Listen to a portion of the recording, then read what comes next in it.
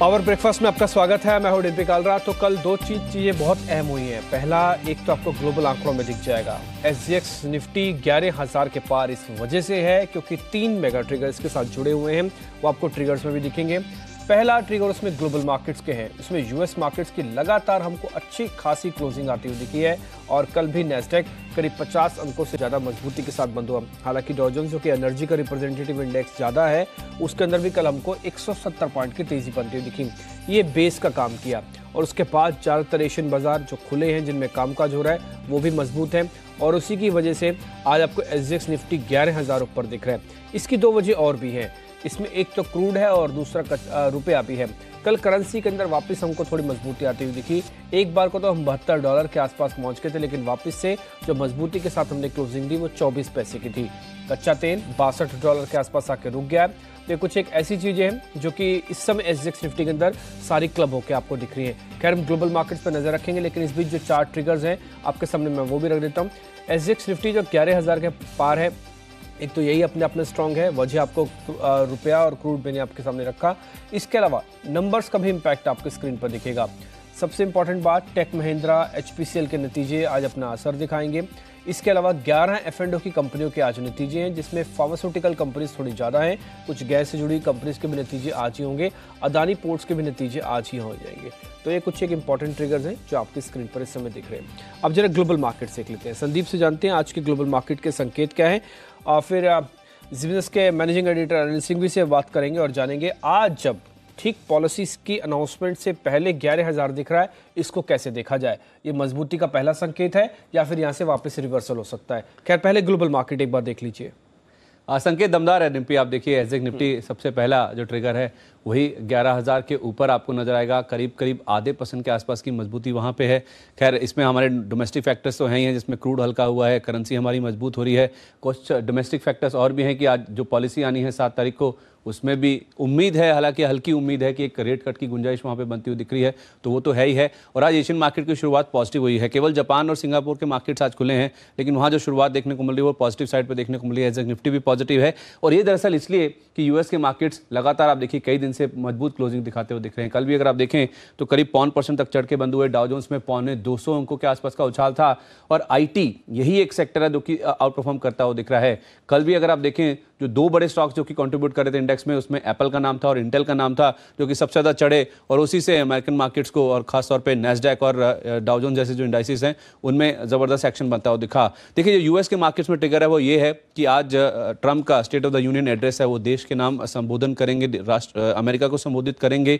तो उसमें क्या निकल के सामने आता है, उससे पहले पॉजिटिविटी मार्केट्स में साफ तौर पे देखने को मिल रही थी। और इंडियन मार्केट्स की जहां तक बात है तो एक तो यूरोपियन मार्केट्स कल 2% चढ़ के बंद हुए, 9 हफ्ते की ऊंचाई पे वहां पे क्लोजिंग देखने को मिली और उसके साथ साथ 2 महीने की ऊंचाई पर जहां क्रूड पहुंच गया था वो पूरी तरह से फिसलता हुआ दिख रहा है। ब्रेंट जैसे अपने कहा $62 के आसपास है और WTI भी देखिए 0.25% फिसला है, $53 के आसपास के लेवल्स देखने को मिल रहे हैं। दरअसल यूएस में जिस तरह से फैक्ट्री ऑर्डर्स के आंकड़े आए थे वो क्रूड के ऊपर प्रेशर डालते हुए दिख रहे हैं और हमारे लिए तो सपोर्टिव ये भी है कि अगर करेंसी और मजबूत होती है तो वो भी एक ट्रिगर का काम करेगी। तो ग्लोबल मार्केट सपोर्टिव है, क्रूड उसके साथ साथ पॉजिटिव है, करेंसी मजबूत हो रही है, आरबीआई की पॉलिसी का ट्रिगर भी है। तो कई सारे ऐसे फैक्टर्स हैं जो कि मिला जुला के यही बता रहे हैं कि आज जो संकेत है इंडियन मार्केट्स के लिए काफी पॉजिटिव और एसजीएक्स निफ्टी तो ये बता रहा है कि शायद 11,000 का आंकड़ा भी पार हो। ठीक है, ग्लोबल मार्केट से संकेत कुल मिला के सारे पॉजिटिव दिख रहे हैं। यूएस मार्केट्स में ऐसी कोई बड़ी चिंता नहीं है जिस पे ज्यादा गौर भी किया जाए। फिलहाल तो जो ट्रेंड है वो भारतीय बाजारों के लिए बहुत पॉजिटिव दिख रहा है।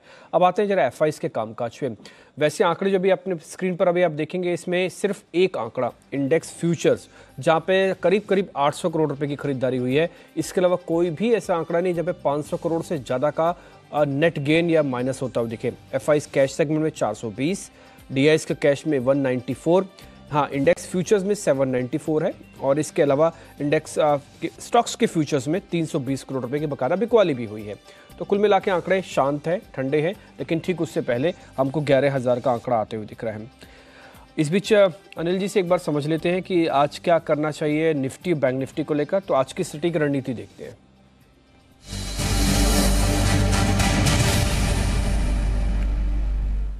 Anil sir, good morning. आज के संकेत ग्लोबल मार्केट से अच्छे हैं और उसकी वजह से 11,000 हमको पॉलिसी की अनाउंसमेंट से पहले ही दिख रहा है। खैर, उम्मीद तो कम है हमारे पोल के अनुसार कि कुछ दरें कम होंगी। इसको कैसे देखें सर? ये पहले ही जश्न मना लें या फिर बाद में मनाने का भी मौका मिलेगा? ना ना, ये पहले नहीं मनाना है क्योंकि वो पहले मनाने के चक्कर में 2-3 बार ऐसा हो चुका है। SGX निफ्टी 11,000 के ऊपर दिखता है, कैश में हमें दिखता नहीं है। एक्चुअली है ना, आप SGX निफ्टी देख रहे हैं तो आपको 11,025, 11,030 का लेवल देखना चाहिए। उसके ऊपर निकलेगा फ्यूचर तो फिर आप ये कहेंगे कि नई रेंज की तरफ बढ़ रहे, नहीं तो 11,987 एक बार, 11,982 दूसरी बार, वहां पर जाकर रुके। और मेरा अभी भी ये मानना है कि 10,975, 11,000 ये रेंज जहाँ पर थोड़ा रुकना चाहिए। संकेत अच्छे हैं लेकिन इतने दमदार तो नहीं है कि आप 11,000 के पार निकल ही जाएं आज।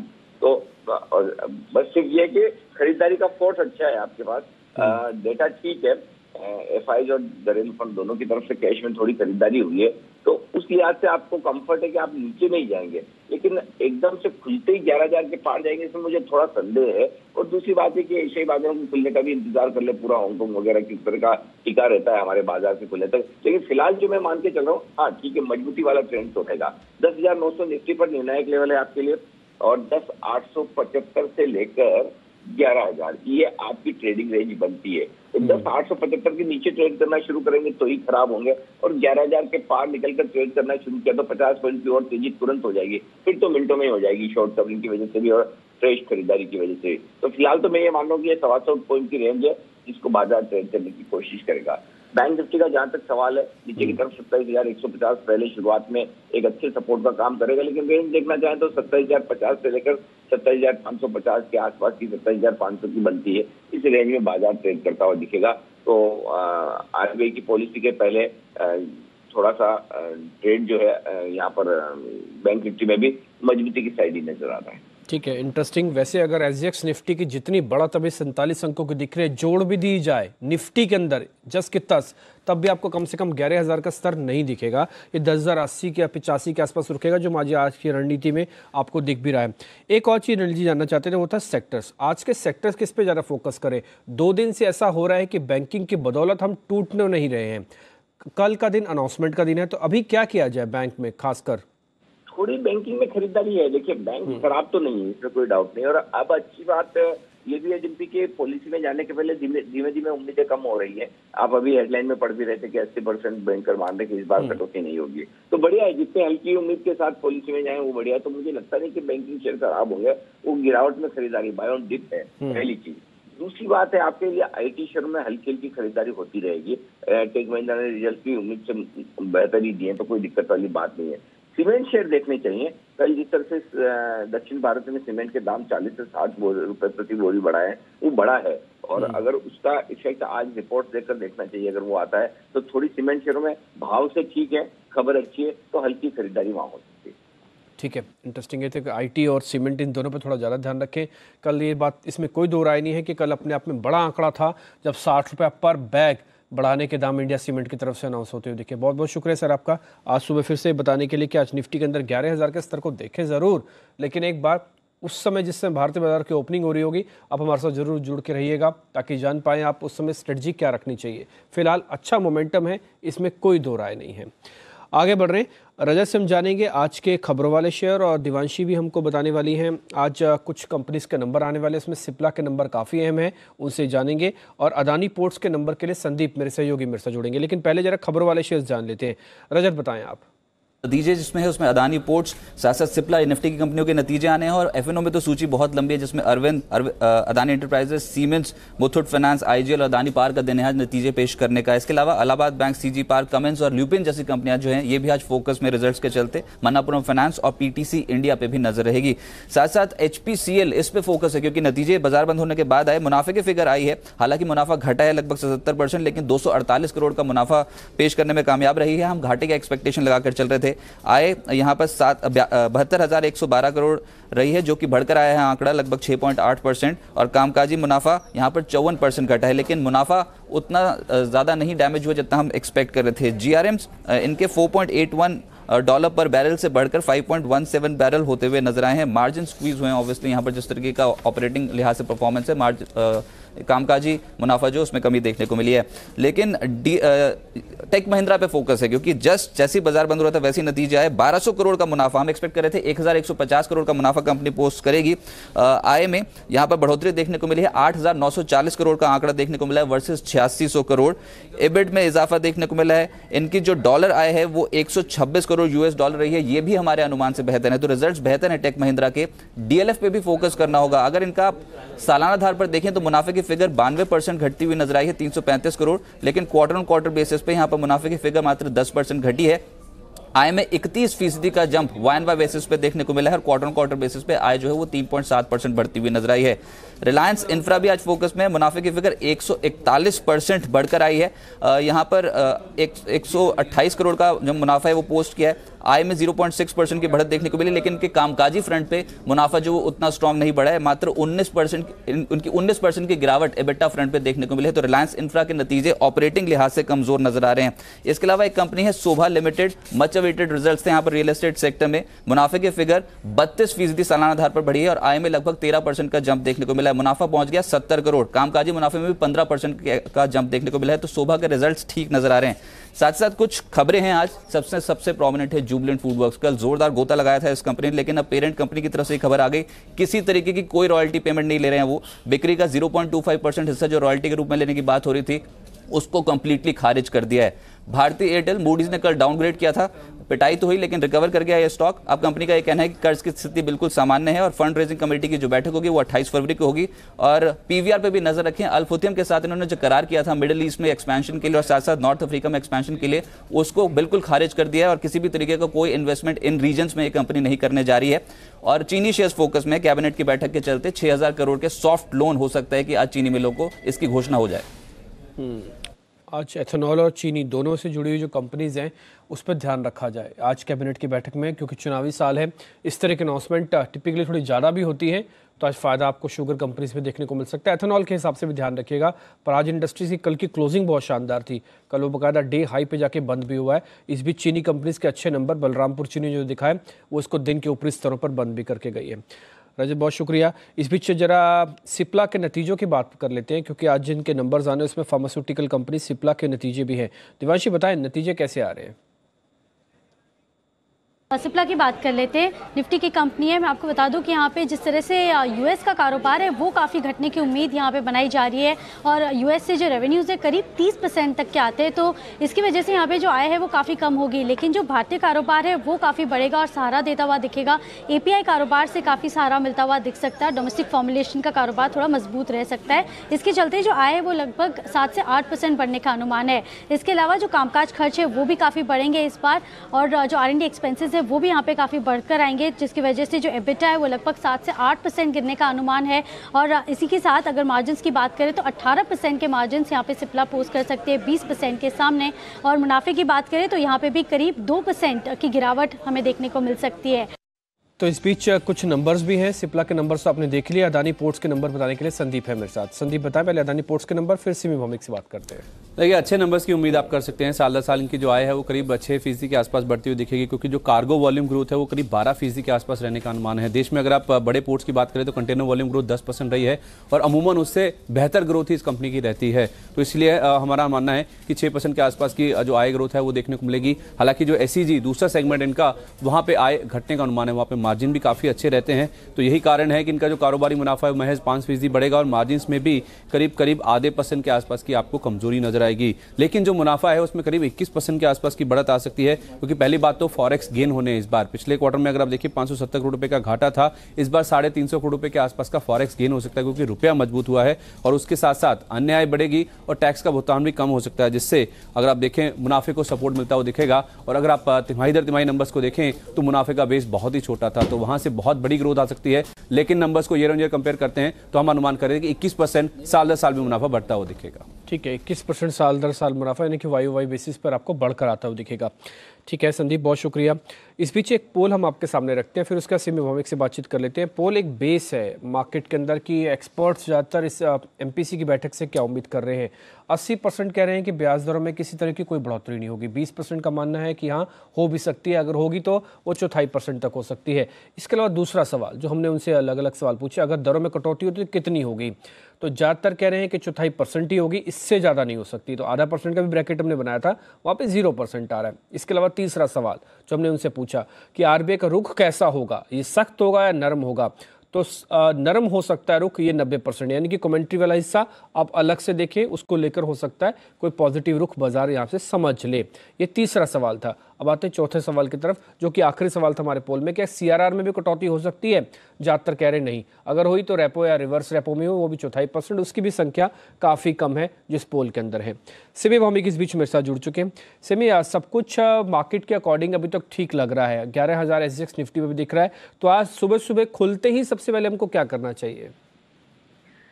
गुड मॉर्निंग दीदी। Good morning. मैं सिर्फ ये कहूँगी कि बहुत अगर गैप से खुलता है तो शायद अवॉइड करेंगे, क्योंकि मुझे जो भी है नहीं लग रहा है कि बहुत जल्दी निफ्टी 11,000 का लेवल क्रॉस करके सस्टेन करेगा। और स्पेशली कल एक बैंक निफ्टी का एक्सपायरी भी है, तो उसके चलते मुझे नहीं लगता है कि ऊपर में सस्टेन करेगा। अगर फ्लैटिश खुलता है या थोड़ा बहुत लोअर साइड पर खुलता तो बेहतर होता। मेरे लिए बाइंग का निफ्टी का रेंज है 925 से 920 के बीच में। 925 920 के बीच में अगर ले पाएंगे तो रिस्क रिवॉर्ड फेवरेबल होगा ट्रेडर्स के लिए। 890 के लिए 10,890 के नीचे स्टॉप लॉस लगाएंगे। 960 से 985 ये एक दायरा ऐसा है कि निफ्टी का एक मेजर हार्डल का काम कर रहा है। उसके बाद 11,000 का साइकोलॉजिकल बैरियर, ये 2 हार्डल क्रॉस करने के बाद ही निफ्टी में फ्रेश मोमेंटम आएगा। इसलिए मैं बाय ऑन डीप स्ट्रेटेजी रखूंगी। 890 का स्टॉप लॉस के साथ 920-25 के आसपास बाय करने का सलाह होगा। अगर गैप से खुलता है तो अवॉइड करूंगी। सिमी, शेयर कौन से आज आपके? शेयर मैं 2 स्टॉक चूज करके आई हूँ। एक तो आईजीएल, जिसमें कल बहुत अच्छा ब्रेकआउट देखा गया था, थोड़ा बहुत ऊपरी लेवल से प्रॉफिट टेकिंग आया था फाइनली, पर मुझे लगता है कि 300 के ऊपर का क्लोजिंग इसके लिए काफी अहम है। 304-5 के आसपास मिलता है तो मतलब करंट लेवल के आसपास ही मिलता है तो खरीदेंगे। 300 या 299 के नीचे स्टॉप लगाएंगे। 2 टारगेट होगा 311 और 315। और दूसरा स्टॉक मेरा यूपीएल है। कल से ही मैं यूपीएल में बाई कॉल दे रही थी। कल सुबह बीटीएससी में दिया था, डीपी कल 12:30 का टाइम में जो फोनो मैंने दिया था उसमें भी यूपीएल दिया था। 800 के आसपास बंद किया था और वहां से थोड़ा सा प्रॉफिट टेकिंग आया था फाइनली। तो 792-93 के आसपास मिलता है तो खरीदने का सलाह होगा। 787 या 85 के नीचे स्टॉप लॉस होगा। 800 और 805 का 2 टारगेट होगा इंट्राडे के लिए। बहुत शुक्रिया आपका। यूपीएल आईजीएल 2 आपके शेयर हैं। निफ्टी पे आपका बुलिश ट्रेंड है, बस थोड़ा सा नीचे आके खरीदा है। जल्दी से ट्रेडिंग कॉल्स भी नोट कर लीजिए जो अलग अलग एक्सपर्ट्स की तरफ से हैं। आईजीएल उनकी लिस्ट में है, सिमी की भौमिक लिस्ट में, यूपीएल भी है और ये एबी मनी की लिस्ट में भी है। ये दोनों ही शेयर उनकी लिस्ट में भी हैं जिस पे आप खरीदारी कर सकते हैं। इसके अलावा जो अलग अलग रिपोर्ट्स आई हैं अलग अलग हैं, उसमें एक उज्जीवन फाइनेंस है, यहाँ पर आप 301 रुपये का एक टारगेट रख के खरीदारी कीजिए। कल ये विश्वेश ने भी आते आते क्लोजिंग में आपको ये शेयर दिया था, उज्जीवन फाइनेंस। इसके अलावा और जो शेयर्स हैं उसमें मारुति एक है, कल की क्लोजिंग बड़ी इंटरेस्टिंग थी, 7100 के आसपास की। आज 7350 का बड़ा टारगेट हमको यहाँ पे मिलता हुआ दिख रहा है, तो ये भी ध्यान रखें। वोल्टास कंजम्पशन वाला एक और शेयर है, यहाँ पे भी अच्छी खासी स्ट्रेंथ बनी हुई है, लेकिन स्ट्रेंथ कहीं प्रॉफिट बुकिंग में तब्दील ना हो जाए इस पॉलिसी वाले दिन में, इसलिए इंटरेस्ट रेट सेंसिटिव जो स्टॉक्स है उसमें ध्यान रखें। 527 का एक का यहाँ पे टारगेट होगा सेल का। वरना भारती जो कि कॉमोडिटीज़ के अपने ट्रेड दे रही है, उन्होंने 2 सौदे आपके लिए रखे हैं। पहला होगा एनजी नेचुरल गैस, इसको आपको प्लस करके चलना है। 198 का टारगेट है, 192 पे बंद हुआ, 189 का एक स्टॉप लॉस रखें। साथ ही सिल्वर भी वो कह रहे हैं कि खरीदारी की जा सकती है और इसके अंदर मोमेंटम आपको 40,900 तक लेके आ सकता है। अब जरा ब्रोकिंग हाउसेस की रिपोर्ट्स वो भी देखिए। दिवांशी बताए रिपोर्ट्स। बिल्कुल, आज सबसे पहले जुबिलेंट फूड से शुरुआत करते हैं, क्योंकि जिस तरह से खबरें आई थी कि यहाँ पे जितनी भी जुबिलेंट नाम की कंपनी है उनको अपने पेरेंट को यहाँ पे एक रॉयल्टी पेमेंट करनी होगी, वो काफ़ी नेगेटिव खबर आते हुए दिखी थी। उसके बाद जितने भी शेयर्स थे जुबिलेंट फूड, जुबिलेंट लाइफ, एक टूटते हुए दिखे थे, लेकिन उसके बाद यहाँ पे पेरेंट ने रिवर्सल कर दिया था, यानी कि अब उन्होंने यहाँ पे डिसाइड किया है कि वो यहाँ पे रॉयल्टी नहीं चार्ज करेंगे, जो एक पॉजिटिव फिर से बन के आ रहा है। तो ब्रोकिंग हाउसेस यही मान के चल रहे हैं कि अगर रॉयल्टी लगती तो एक चिंता की बात होती, लेकिन अब कोई चिंता की बात नहीं है। लेकिन जो इंटेंट था प्रमोटर्स का वो थोड़ा सा ध्यान रखें, और इसके बाद उन्होंने अपने जो रेटिंग्स थी वो बरकरार रखे और लक्ष्य भी बरकरार रखे। मैक्वारी सबसे ज़्यादा परफॉर्मेंस की रेटिंग के साथ 1780 तक के लक्ष्य वो यहाँ पे सुझा रहे हैं और डॉइच बैंक 1700 तक के लक्ष्य सुझा रहे हैं। साथ ही टेक महिंद्रा नतीजे काफ़ी बेहतर आते हुए दिखे थे। 5G से यहाँ पे जो मार्जिन है वहाँ पे काफ़ी बढ़त देखने को मिली है और साथ ही आय में यहाँ पे काफ़ी बढ़त देखने को मिली है। उसके बाद उन्होंने अपने जो लक्ष्य वो 720 से बढ़ाकर 810 तक के किए हैं। साथ ही आज BHEL यहाँ पे जिस तरह से नतीजे आए थे वो काफ़ी ख़राब रहे थे। उसके बाद CLSA ने यहाँ पे अपने लक्ष्य घटा दिए हैं। बिकवाली की राय को बरकरार रखते हुए 86 से अपने लक्ष्य घटाकर 56 तक के लक्ष्य अब वो सुझा रहे हैं। और आखिर में आज ACC पर ध्यान रखें क्योंकि CLSA ने यहाँ पे खरीदारी की राय को बरकरार रखा है और 1800 तक के लेवल्स वो सुझा रहे हैं। ठीक है, ये ब्रोकिंग हाउसेस की रिपोर्ट।